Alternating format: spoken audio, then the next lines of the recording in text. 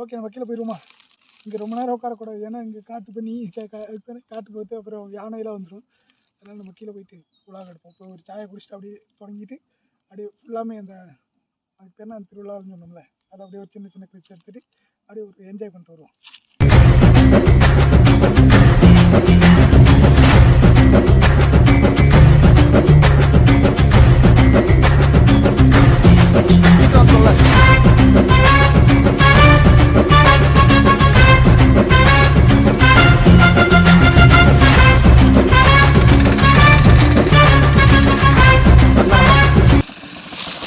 ஆரம்பிக்கலாங்களா? முடிக்கலாமா? என்ன இந்த கேமரா வச்சு நல்லா தான் எடுத்துக்கிட்டு இருக்கோம். இந்த டைம் ஃபர்ஸ்ட் டைம் தான் வரோம்.